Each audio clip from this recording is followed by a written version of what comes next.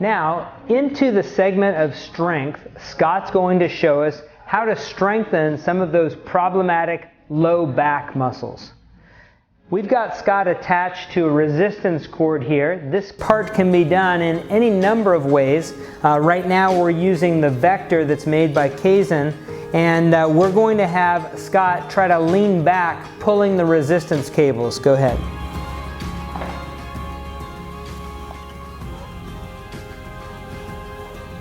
And you can see he's getting some resistance and working in repetitions.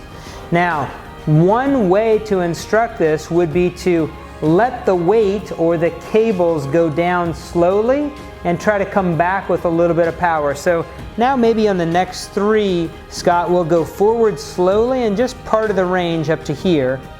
And now we'll go back with some power. And that's another way to get that done with some control.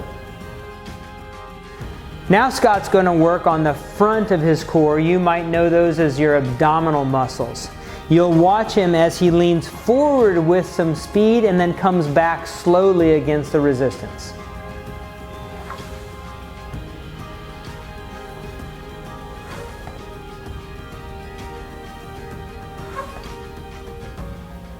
Great.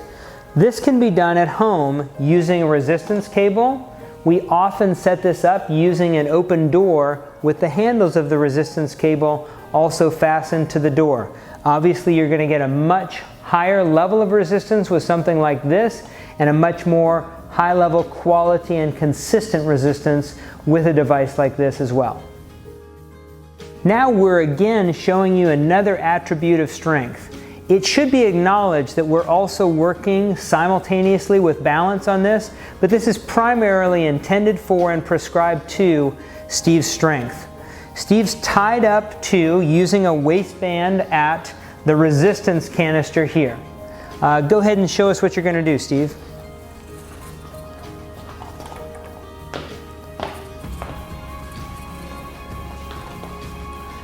Now he's doing that backwards to push in through his quadriceps and his calf muscles and to use his back. Steve, let's try it sideways now. He's going to use the side of his muscles at the hips as well as at the ankles. So this is good for the side of the ankle musculature and the side of the hip musculature. Again, to be balanced with this, you would need to do this going both directions. So let's try a couple facing the other direction now, Steve.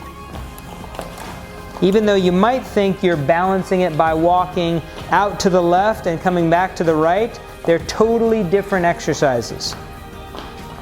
And then finally, Steve's going to turn away from the canister and try this facing away, where he's going to have to use the back of his hip muscles, the front of his lower leg muscles, and his abdominal muscles. So again, you can see he's handling this well. Steve just started working on this a few months ago and has something like this fashioned for himself at home. That's great. Nice job, Steve. Jamie's going to demonstrate another attribute of functional strength training. She's got the resistance canister tied to her here, and as you can notice, she's actually wearing a harness and up high on her body. That's very important. She's sitting in a chair, and she's going to work on sit to stand with resistance. Go ahead, Jamie.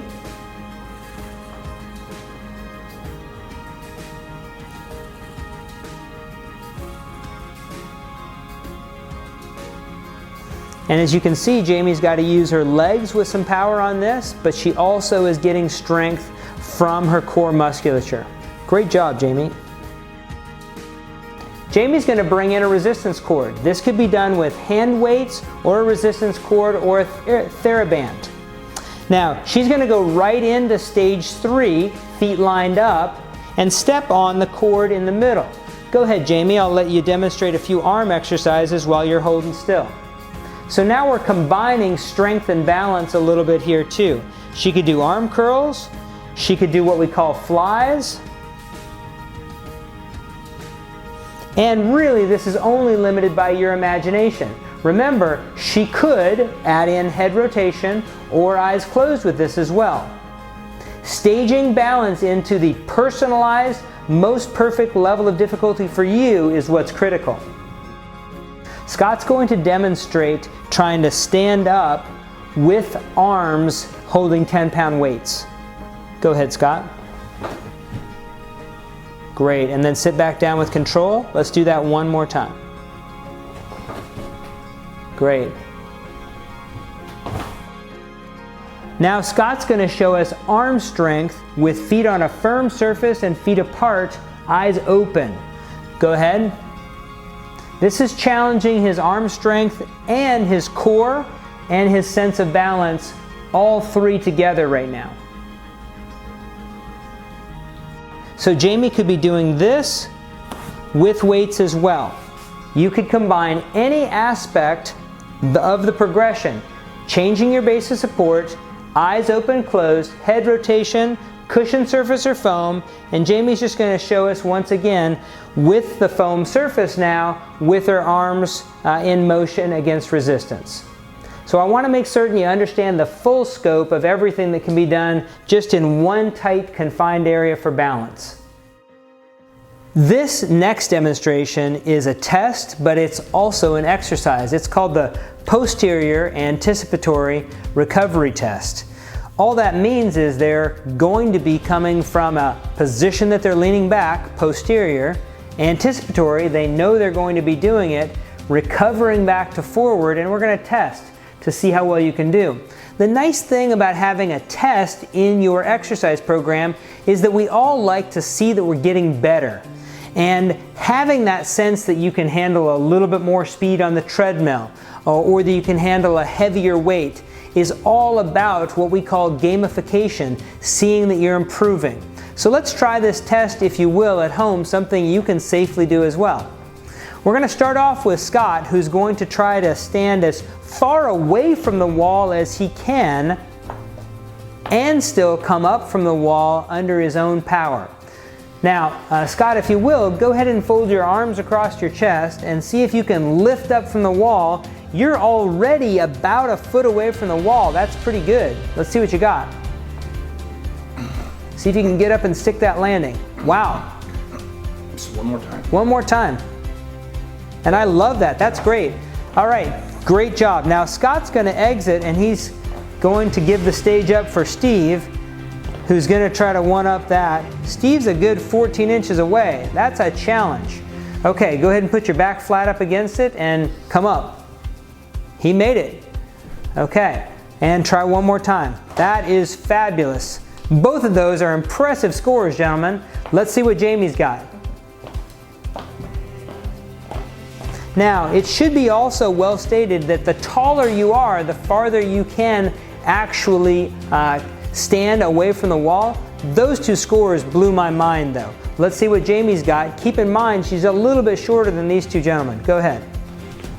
Jamie's standing probably about 22 inches away from the wall. Go ahead and try that again. And then up again.